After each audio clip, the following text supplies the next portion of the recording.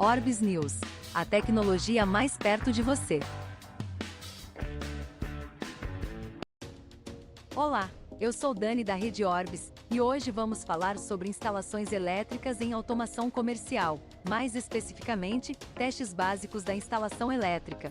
Esta é mais uma edição do Orbis Tech, que são dicas de tecnologia para seu negócio. E então vamos lá! Já houve tempo, e ainda é prática em grandes empresas, interditar totalmente uma instalação caso a rede elétrica não esteja nos padrões, seja por conta do correto funcionamento dos equipamentos ou pela segurança dos colaboradores. Mas em automação comercial, e principalmente do varejo, não é possível fazer isso. Nossa intenção com este vídeo não é formar eletricistas instaladores, mas fornecer a orientação de como identificar um problema na instalação elétrica de forma fácil, acabando assim com os problemas nos equipamentos, ou até passar a realizar uma vistoria prévia antes de instalá-los. Nos habituamos com a eletricidade no cotidiano do dia a dia, tornando essa tecnologia tão banal, que nos leva a não dar atenção aos detalhes básicos. Vamos então aprender de forma fácil e sem nos aprofundarmos em teorias ou jargões técnicos, como identificar se uma instalação elétrica está nos padrões, se está propícia a danificar os equipamentos, ou pior, fazer mal a alguém. Para isso, vamos nos focar na tomada de energia elétrica, que é o suficiente para solucionar nossos problemas. Ao longo da sua vida, você vai se deparar com alguns formatos físicos diferentes do que alguns chamam de tomadas e outros chamam de plugs, dependendo de sua localização geográfica ou da necessidade de utilização. Plugs fêmeas são os que normalmente ficam na parede e plug macho é o que fica na ponta do cabo elétrico do equipamento ou cabo de força. Alguns padrões, entretanto, chamam de plug apenas o do cabo de força e de tomada, a da parede. Existem 15 padrões de plugs e tomadas no mundo, onde países ou grupos de países adotaram tipos de plugs de acordo com a definição de seus órgãos reguladores. Por esse motivo, se você traz um computador dos Estados Unidos, ele vai vir com um padrão diferente do nosso. E se você traz um console de videogame para seu filho da Europa, terá que lidar ainda com um terceiro padrão diferente.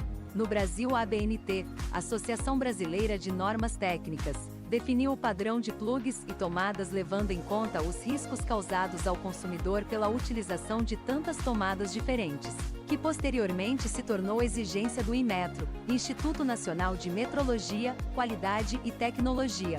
Mas, mesmo 20 anos depois, ainda é possível encontrar tomadas fora do padrão. Mesmo considerando o padrão brasileiro, um único formato físico pode ter ainda algumas variações conforme sua instalação ou aplicação. Vamos nos prender aqui apenas às chamadas tomadas de energia de uso geral, que são as tomadas que estamos acostumados a ver em nossas residências, escritórios e lojas. As principais características dessas tomadas são seu formato com encaixe de segurança, a voltagem ou tensão, que por analogia podemos comparar a força da energia e que é medida em volts, existindo basicamente dois tipos de voltagem, 127 e 220 volts, no escopo da automação comercial e utilização residencial. Outra característica é a amperagem, que é a unidade de medida para a intensidade de uma corrente elétrica, ou na nossa analogia, a quantidade de energia passando que a tomada aguentaria. Em relação às tomadas de uso geral, existem tomadas de 10 amperes com pinos de 4 mm e 20 amperes com pinos de 4,8 mm. Os aparelhos mais comuns, como monitor e computador, utilizam as tomadas de 10 amperes, já os itens que consomem mais carga, como o no-break, são ligados em tomadas de 20 amperes. Para um olhar desatento, elas são iguais, mas essa diferença existe justamente para que não se ligue um aparelho com amperagem maior em uma tomada de 10 amperes. Contudo, sem saber disso, muitas pessoas forçam essas tomadas para que elas caibam.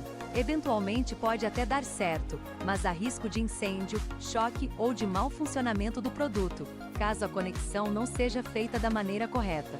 Outros acham que é válido comprar adaptadores para ligar um equipamento de 20 amperes em uma tomada de 10 amperes, o que vai provocar um incêndio, porque a quantidade de energia passando no pino de 10 amperes será o dobro da que ele suporta, fazendo com que ele aqueça e derreta. Devia ser crime vender adaptadores como esses. O ideal é conectar apenas um aparelho em cada tomada, na amperagem correta, para não sobrecarregar a rede elétrica, evitar acidentes ou prejudicar o funcionamento do seu equipamento. No Brasil, atualmente os plugs e tomadas utilizados são os de 3 pinos. O primeiro pino é o da fase, que seria o terminal ligado da tomada, o que popularmente falando, dá choque. O segundo pino é o do neutro, que seria o terminal desligado da tomada.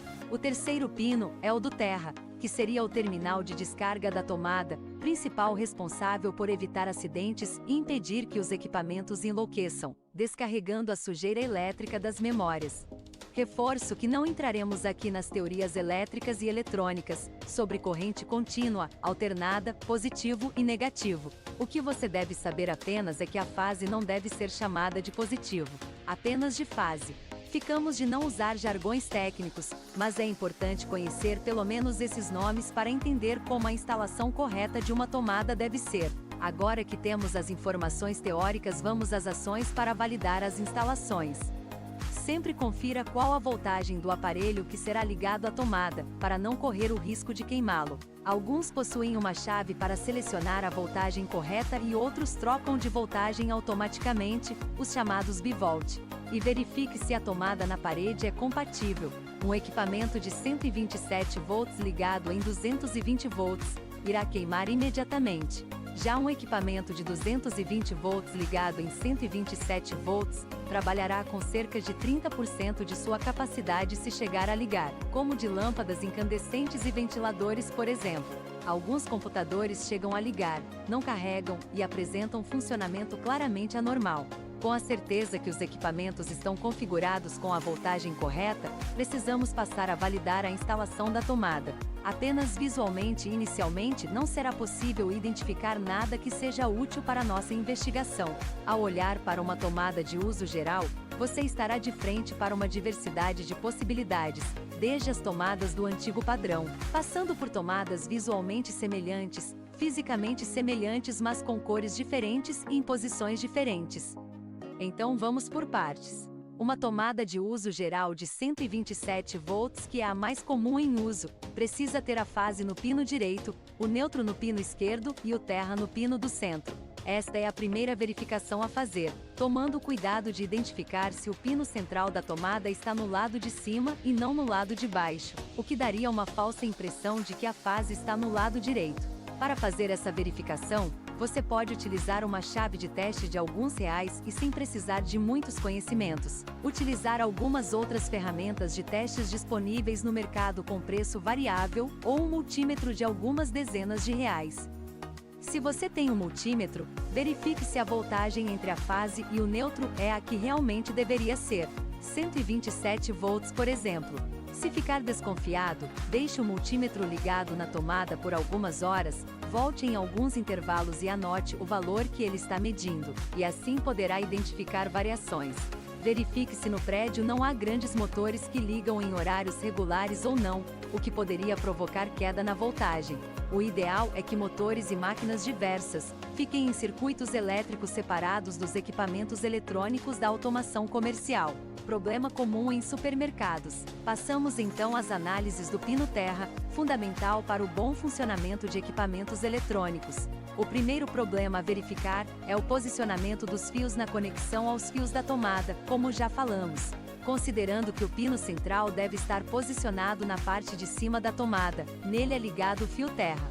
A fase precisa estar à direita e o neutro à esquerda. Um erro muito comum é inverter fase e neutro, ou se enganar achando que está ligando a fase na direita, mas com o pino central posicionado para baixo. Diversos manuais, principalmente de no-breaks, deixam clara a necessidade do posicionamento da fase na direita, e outros manuais, como de algumas impressoras, chamam a atenção para que não se ligue o equipamento na tomada com a chave liga-desliga na posição ligado, exatamente para prevenir queimas por inversões, mas não vamos entrar nesses detalhes.